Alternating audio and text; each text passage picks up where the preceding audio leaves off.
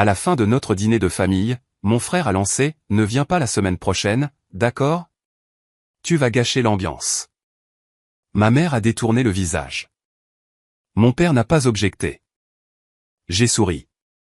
Cette nuit-là, j'ai annulé le voyage de groupe, et gelé tout ce que j'ai vu 2 semaines plus tard. Je m'appelle Élise Moreau. J'ai 35 ans. Et jusqu'à ce dimanche soir-là, je croyais encore qu'il y avait une différence entre être utile et être aimé. J'avais tort. Les assiettes étaient encore sur la table lorsque mon frère, Antoine, s'est penché en arrière dans sa chaise, m'a regardé droit dans les yeux et a dit que je devrais sauter la semaine prochaine parce que je gâcherais l'ambiance.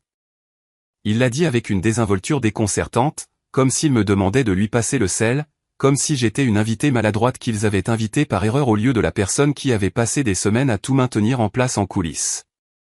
Ma mère a tourné son visage vers la cuisine, comme si elle avait soudain quelque chose de plus important à regarder. Mon père est resté silencieux, ni choqué, ni en colère, juste ce silence familier qui me donnait toujours l'impression que c'était à moi de faciliter les moments difficiles pour tout le monde. Alors j'ai souri, non pas que cela ne me fasse pas mal, mais parce que je savais que si je réagissais, je deviendrais le problème au lieu de la phrase qui flottait encore dans l'air. C'est cette partie qui a changé quelque chose en moi, non seulement ce qu'il a dit, mais aussi le confort avec lequel tous les autres l'ont laissé le dire.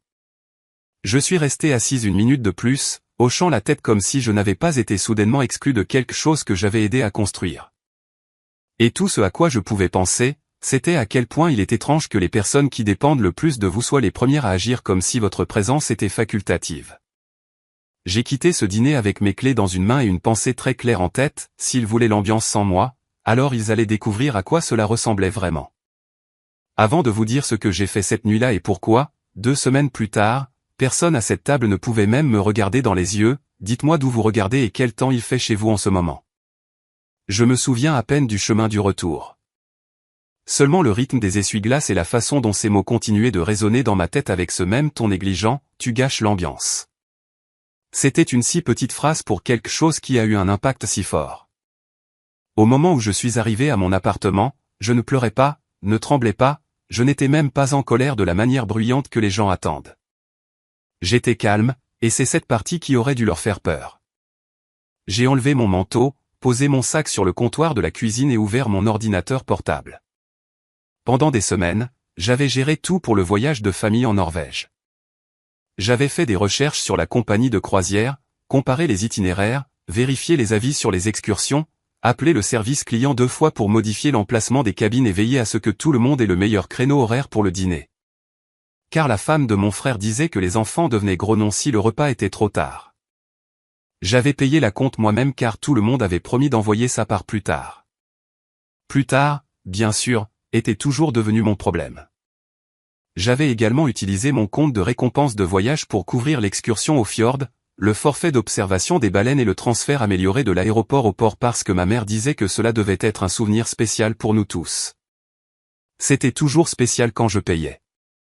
Cette nuit-là, je me suis connecté à tous les comptes liés à mon nom et j'ai commencé à me retirer de leurs projets. J'ai d'abord annulé le forfait d'excursion de groupe. Puis j'ai appelé le service des voyages et expliqué que je ne voyagerais plus avec le groupe et que je voulais que toutes les réservations liées à mon compte de membre soient immédiatement séparées. La femme au téléphone était polie et efficace. Elle m'a demandé 2 fois si j'étais sûr. J'ai dit oui les 2 fois. Puis j'ai gelé le portefeuille de voyage que j'avais ouvert pour les dépenses partagées, celui-là même que mon frère avait déjà utilisé pour débiter 2 dîners supplémentaires et un forfait boisson premium dont il n'avait jamais parlé. Après cela, j'ai annulé la navette privée et retiré l'assurance complémentaire que j'avais achetée pour le groupe familial sous mon compte. Je n'ai touché à rien qui leur appartenait légalement. J'ai seulement retiré ce qui était à moi. C'était suffisant. Lorsque les emails de confirmation ont commencé à arriver, je les ai lus lentement, un par un. Solde révisé du, forfait excursion annulé, transfert prioritaire supprimé, structure de réservation mise à jour. Tout était si clair, si simple, si définitif.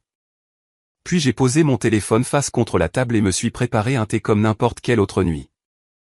Quelque part entre le 2e email et le moment où la bouilloire a commencé à bouillir, j'ai réalisé quelque chose qui aurait dû être évident il y a des années, ils ne m'avaient jamais vraiment incluse. Ils avaient seulement compté sur moi. Mon frère avait simplement été assez grossier pour le dire tout haut. J'ai mieux dormi cette nuit-là que depuis des mois. Le lendemain matin, personne n'a appelé, et d'une certaine manière, ce silence en disait plus que tout ce qu'ils auraient pu dire à voix haute.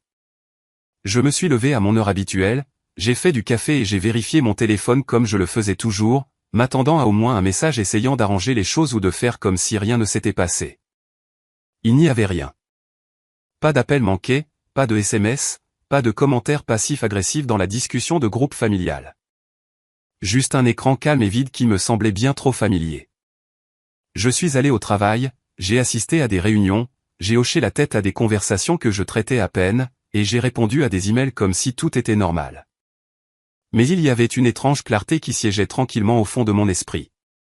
Pour la première fois, je n'attendais pas d'être utile.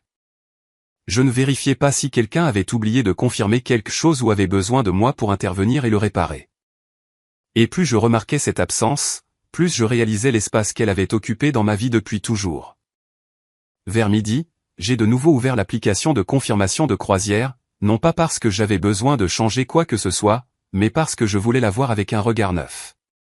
Tout semblait exactement comme prévu, juste plus centré autour de moi. Mon nom avait disparu, et avec lui l'embarquement prioritaire lié à mon compte.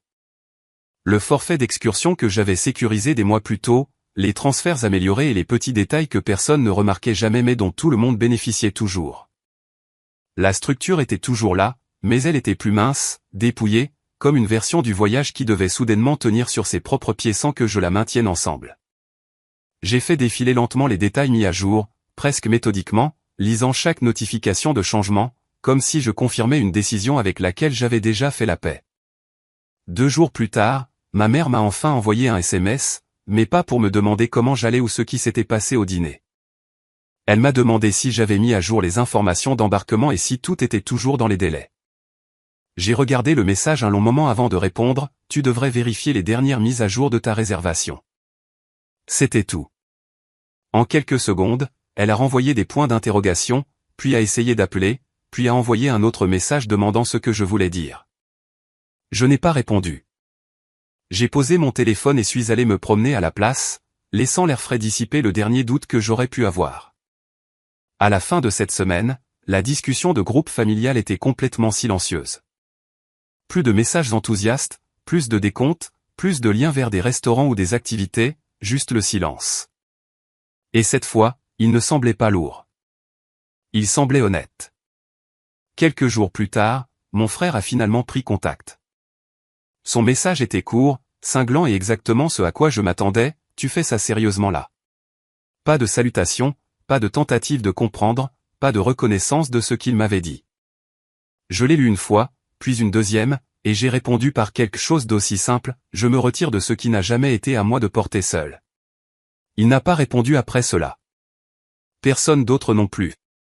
C'était comme si toute la famille avait fait une pause au même moment, chacun réalisant que quelque chose avait changé, mais pas encore prêt à le dire à voix haute.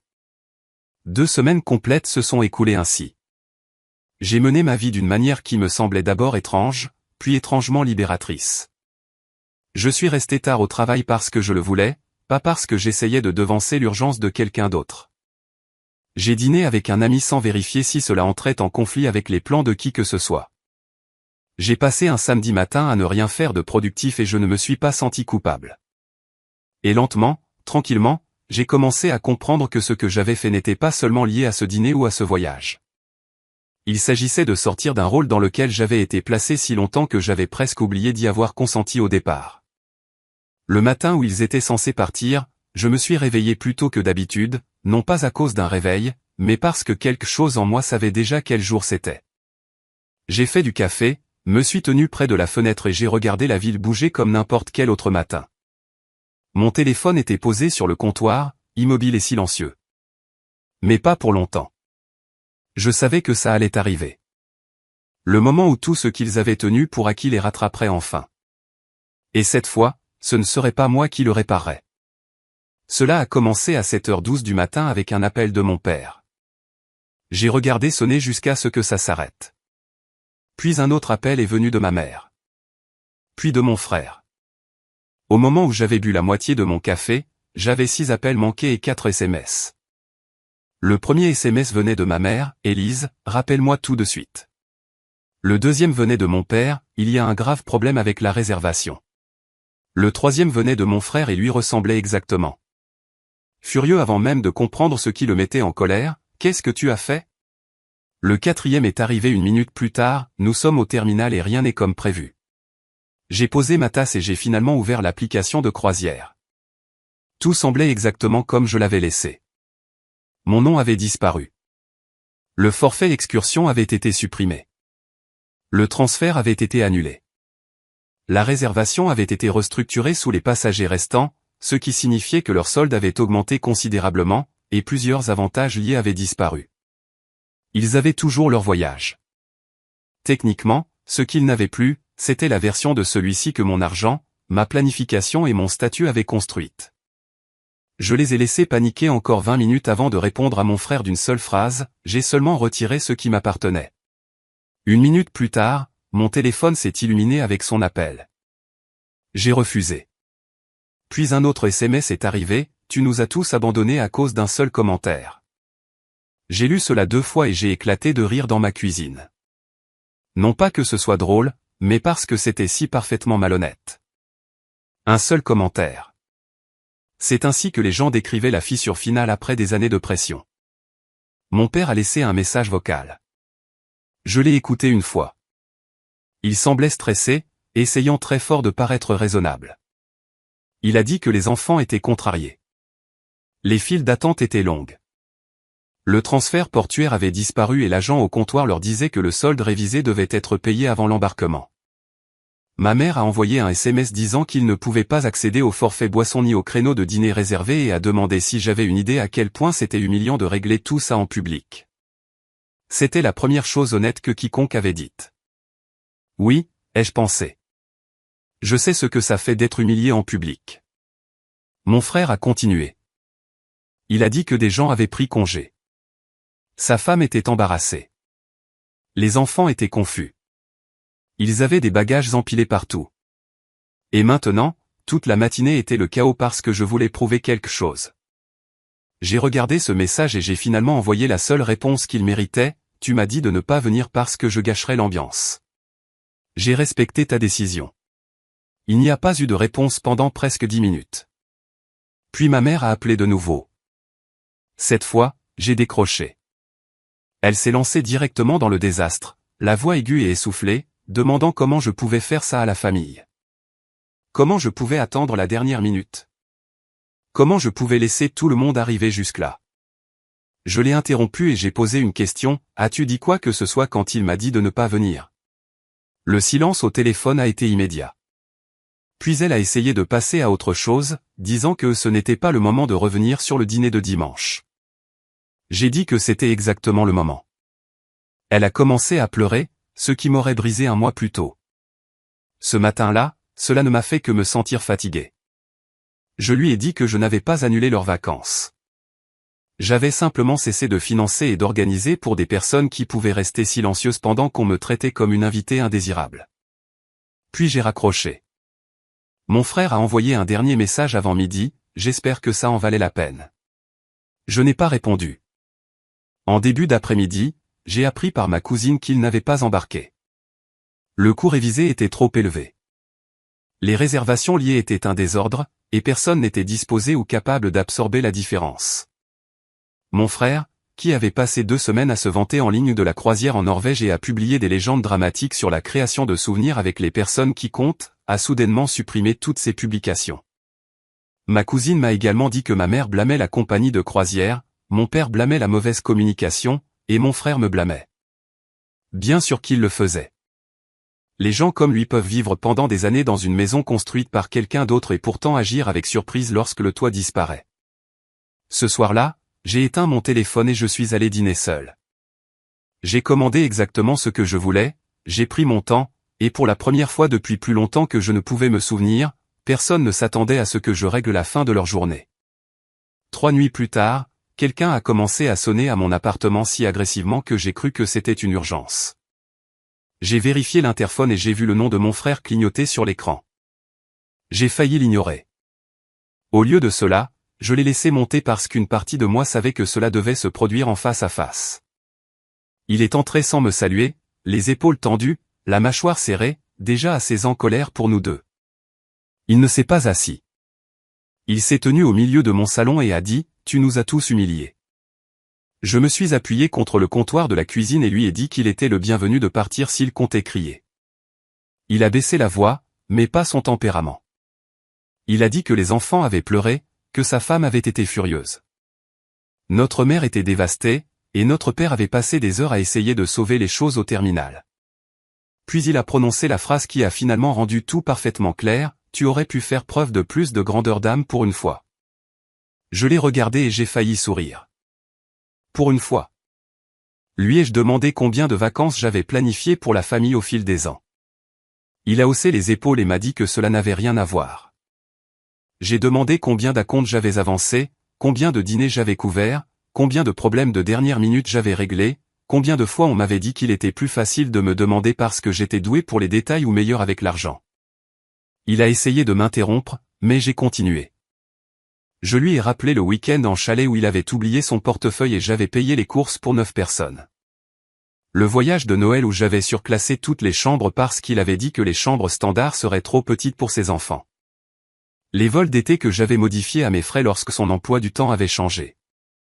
La collecte de fonds scolaires que j'avais discrètement couverte après qu'il m'ait appelé, l'air paniqué, et promis de me rembourser. Il m'a regardé comme s'il n'avait jamais réellement aligné ces moments côte à côte auparavant. Pour lui, c'était des faveurs distinctes. Pour moi, c'était un schéma. Puis j'ai dit ce qu'il voulait le moins entendre, la raison pour laquelle cela s'est produit, c'est parce que tu pensais ce que tu as dit au dîner. Tu voulais que je parte, mais tu voulais toujours tout ce que je fournis. Il m'a dit que je déformais les choses. Il a dit qu'il avait seulement voulu dire que la semaine serait plus détendue sans moi parce que je pouvais être contrôlante lorsque je planifiais les choses. Cela m'a presque fait rire. Bien sûr que j'étais contrôlante. J'étais la seule à m'assurer que les choses se faisaient réellement.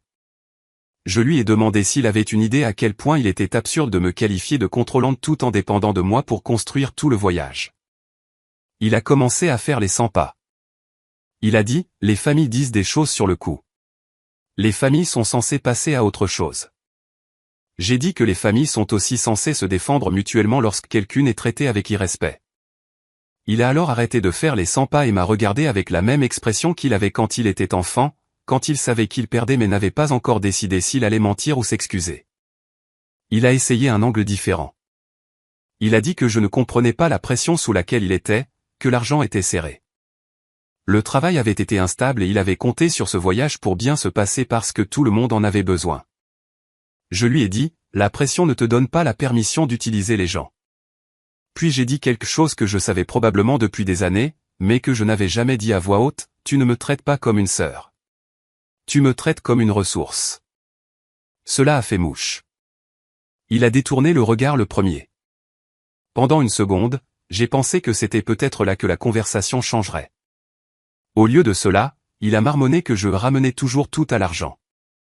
Je lui ai dit que ce n'était jamais juste une question d'argent. C'était une question de sentiment de droit. L'argent n'était que l'endroit le plus clair pour le voir. Je suis allé au tiroir près du réfrigérateur, j'ai sorti un dossier et je lui ai remis des copies de quelques reçus et emails de confirmation que j'avais imprimés après le dîner, acompte, frais d'excursion, frais de transfert, coûts de surclassement, des milliers d'euros au fil du temps. Pas tout pour un seul voyage, mais suffisamment pour rendre le schéma impossible à nier. Il les a feuilletés avec un visage que je ne pouvais pas tout à fait lire. De la colère, peut-être de l'embarras, certainement. Puis je lui ai dit qu'il n'y aurait plus de soutien caché, plus de corrections silencieuses, plus d'hypothèses automatiques que j'interviendrais à la fin. S'il voulait que je fasse partie de sa vie, ce devrait être en tant que sœur, pas en tant que compte de secours. Il est resté là un long moment, puis a posé les papiers sur le comptoir avec un soin qui m'a surprise. Il ne s'est pas excusé. Pas encore. Mais quand il est parti, il l'a fait tranquillement. Et c'était la première fois de ma vie que je le voyais à court d'excuses avant que je ne sois à court de patience. Une semaine entière s'est écoulée après cette visite. Pas d'appel de mon frère, pas de message dramatique dans la discussion familiale. Pas de culpabilité indirecte de ma mère. Le silence semblait différent maintenant. Moins comme un évitement et plus comme si quelque chose changeait dans une pièce où je ne me tenais plus. Puis, un dimanche matin, mon père m'a envoyé un SMS pour me demander s'il pouvait passer. Juste lui.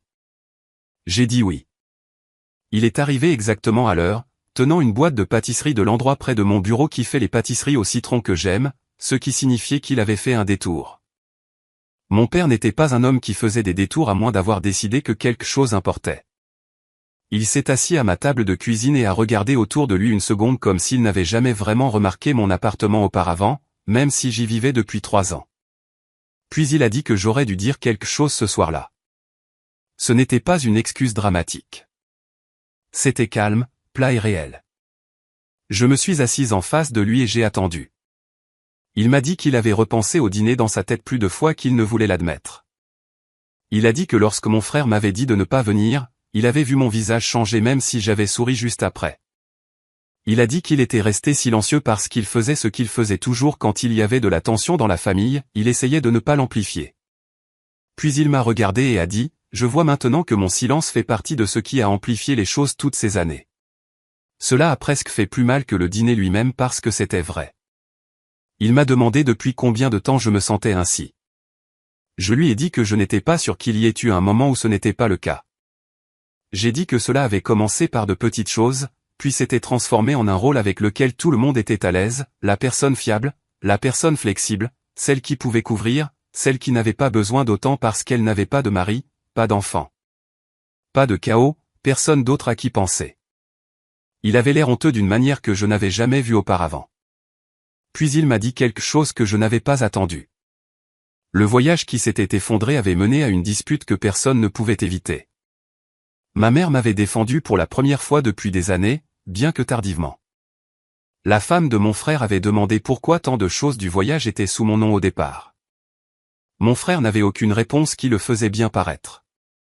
Mon père avait examiné les chiffres et avait finalement compris à quel point j'avais couvert. Pas seulement cette fois, mais pendant des années. Il a dit, « Nous nous sommes habitués à ta compétence et avons commencé à la traiter comme notre droit. » J'ai baissé les mains parce que cette phrase m'a transpercé. Puis il a glissé une enveloppe sur la table. À l'intérieur se trouvait un chèque de banque à mon nom. Pas pour tout, loin de là, mais suffisamment pour me dire que ce n'était pas juste une autre excuse sans poids. Il a dit que c'était sa contribution à ce que j'avais perdu sur le voyage et à d'autres coups auxquels il aurait dû prêter attention plus tôt. J'ai demandé si mon frère le savait. Il a hoché la tête et a dit oui.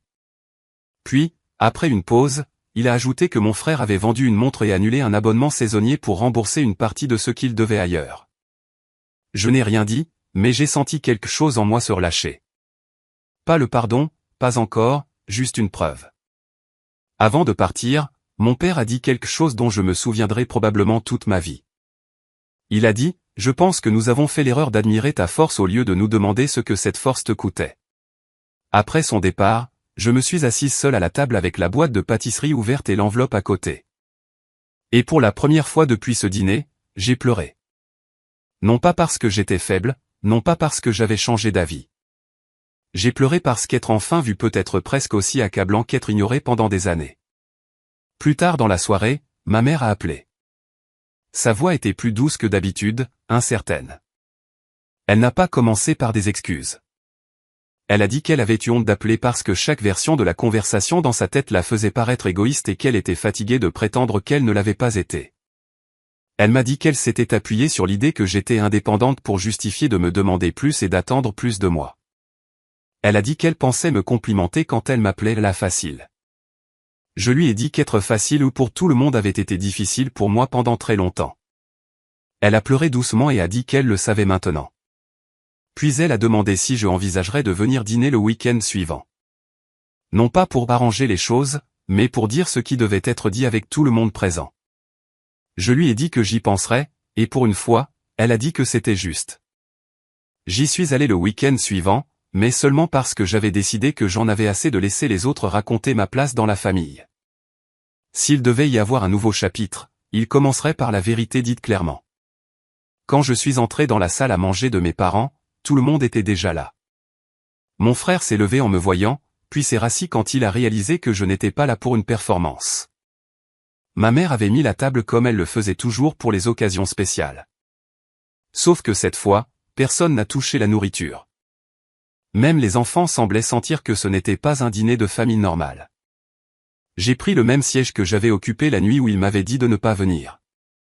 J'ai posé mes mains sur la table et j'ai dit que je voulais parler la première. Personne ne m'a interrompu. Je leur ai dit que je n'étais pas là pour faire du théâtre, punir qui que ce soit, ou réécrire ce qui s'était passé en quelque chose de plus commode. J'étais là parce qu'une phrase au dîner avait révélé une vérité dans laquelle je vivais depuis des années. J'ai dit que j'avais passé trop de ma vie d'adulte à confondre l'utilité avec l'amour. J'avais cru que si je continuais à me montrer, à payer, à planifier, à être compréhensive, je finirais par me sentir pleinement incluse. Au lieu de cela, je suis devenue plus facile à ignorer parce que j'étais toujours celle qui rendait les choses plus faciles. J'ai regardé ma mère et mon père et je leur ai dit que leur silence avait appris au reste de la famille comment me traiter. Puis j'ai regardé mon frère et j'ai dit que la partie la plus cruelle n'était pas qu'il m'ait dit de ne pas venir. C'était qu'il s'attendait à garder tout ce que je fournissais après l'avoir dit. La pièce est devenue si silencieuse que j'entendais le lave-vaisselle ronronner dans la cuisine. Mon frère a dégluti difficilement, a hoché la tête une fois, et a finalement fait ce que j'avais cessé d'attendre de lui. Il s'est excusé sans se défendre d'abord.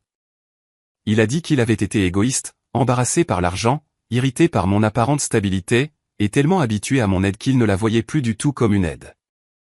Il a dit que lorsque le voyage s'était effondré, il était en colère parce que j'avais perturbé la version de la famille qui fonctionnait le mieux pour lui.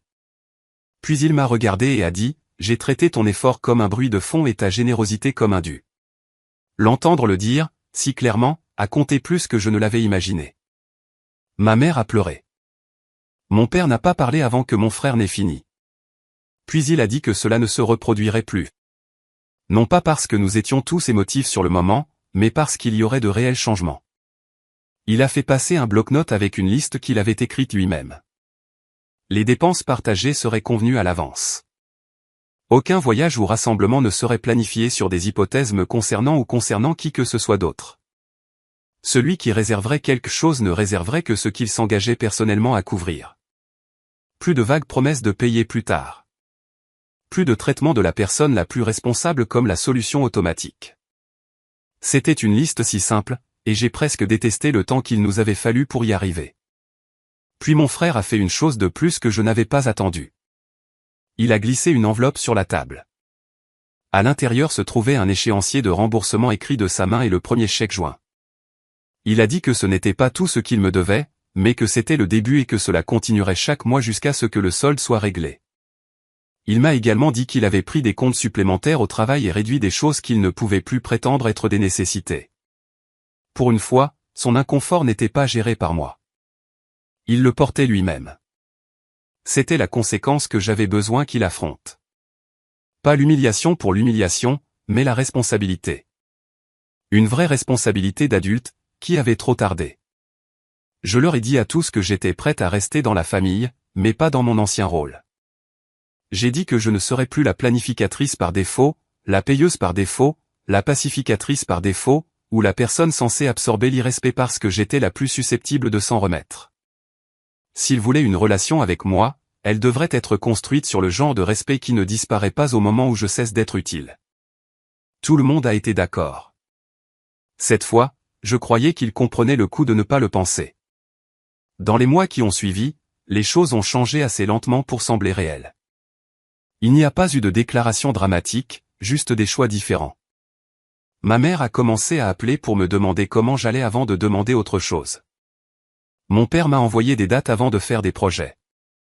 Mon frère m'a payé chaque mois exactement quand il avait dit qu'il le ferait. À Noël, lorsque j'ai proposé d'apporter un plat, personne ne m'a remis une liste de 10 autres. À la fin de l'année, ma chambre était réellement ma chambre, pas l'espace qui était réaffecté parce que j'étais la plus facile à déplacer. Et quand la famille a recommencé à parler d'un voyage d'été, mon frère a été le premier à dire « Ne planifions rien avant qu'Élise ne nous dise ce qu'elle veut ». Je n'ai pas répondu tout de suite. J'ai laissé le silence s'installer juste assez longtemps pour que tout le monde comprenne que mon oui n'était plus garanti. Puis j'ai souri, pas le sourire contraint que j'avais arboré à ce dîner des mois plus tôt, mais un vrai, et j'ai dit que nous pouvions en parler. C'était la différence. Ils parlaient enfin avec moi, pas autour de moi. Avec le recul, je ne pense pas que la leçon était seulement pour eux. Elle était aussi pour moi.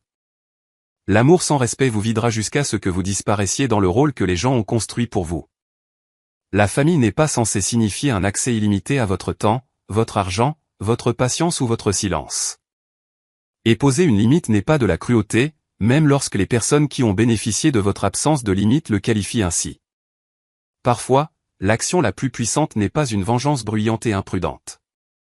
Parfois, il s'agit simplement de prendre suffisamment de recul pour que les gens ressentent tout le poids de ce que vous avez porté pour eux depuis toujours. C'est ainsi qu'ils apprennent enfin votre valeur. C'est ainsi que vous apprenez la vôtre. He's got a boat lined up. Blackwater's a fool's errand. Everyone knows it. Even a greedy moron like you. It's Dutch's choice, Arthur. You're just a senior gun, same as the rest of us. Only you ain't well. I'm fine. Then you'll do Dutch's bidding, which is robbing a stage that's coming from Annisburg full of explosives. Rob a stage? All we seem to ever do is rob a stage, you and me. Not me. You two. I got my own planning to do. You boys got this. Shit. Well, guess we have. Come on, Arthur. And Cowpoke. Take it easy. You could do with a vacation, hmm?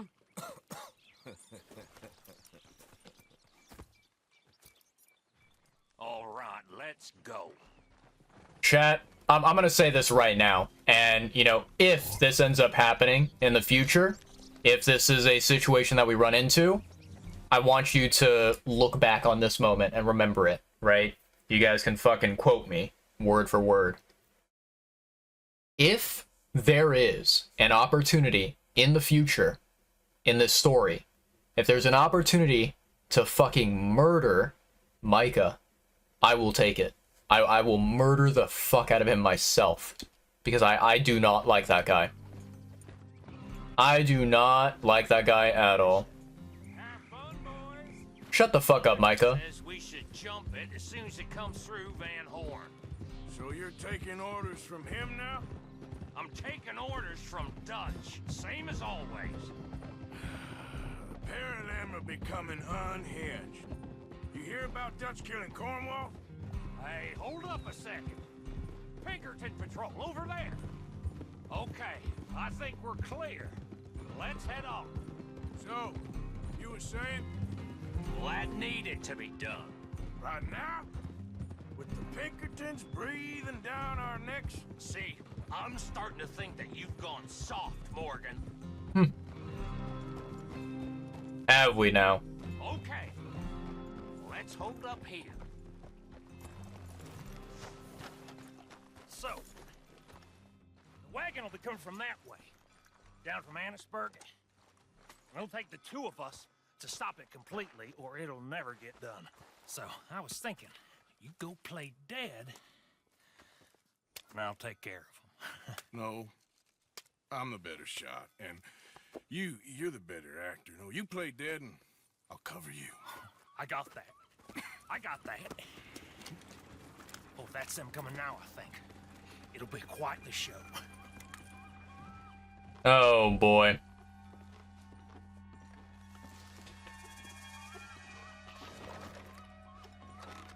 Wait, what position?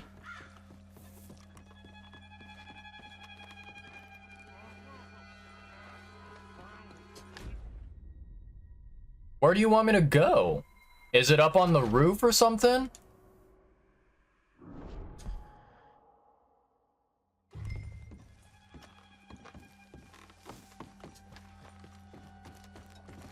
Oh, it's probably up here on the roof.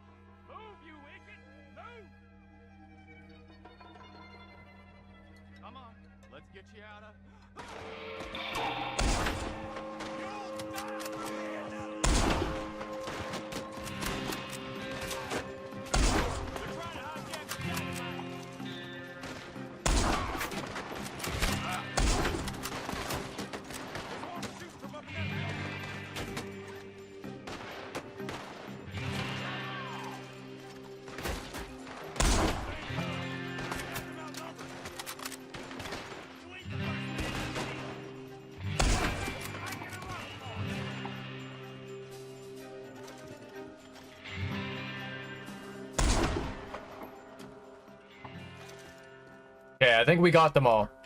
Quick, let's get the explosive!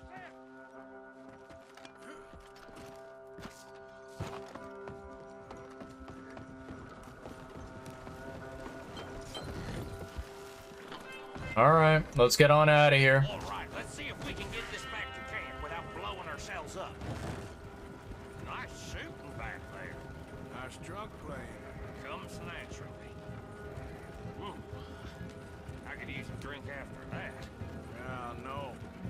Just never goes easy no more, does it? Oh, shit! Deal with them, Arthur! Okay, I'm trying. They get off one good shot, I'll blow his boat to keep him on. I thought there was no... Fucking bad boy. Does that really matter right now, Bill?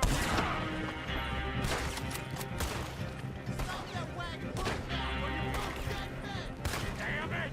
You need to take him out, Arthur! God damn it! Still more behind us!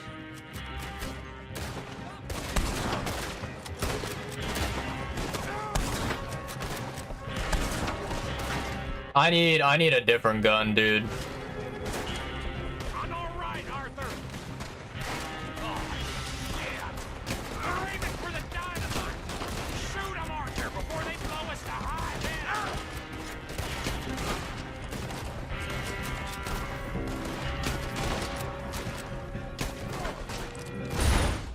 Fucking hell. Yeah. That's really annoying. I need a different gun. I need a different gun.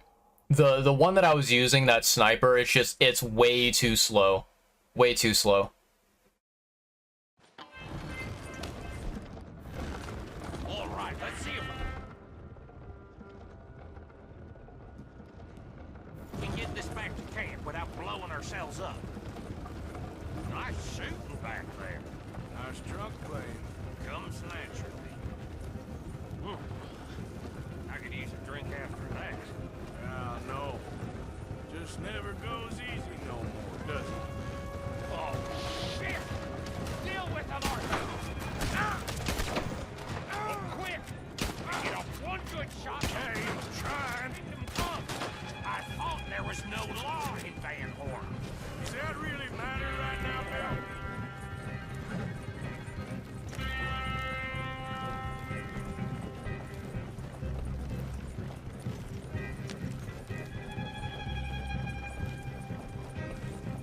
God damn it! Still more behind us.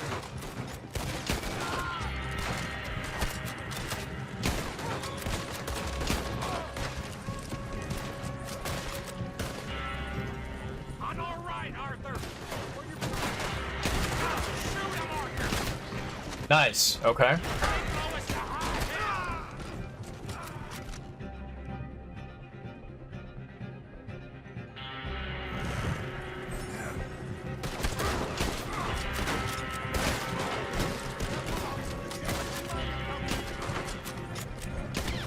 Nice. Okay.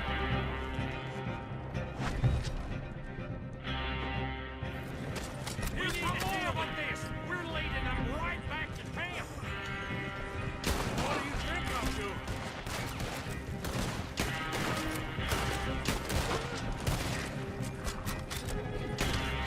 Nice. Okay.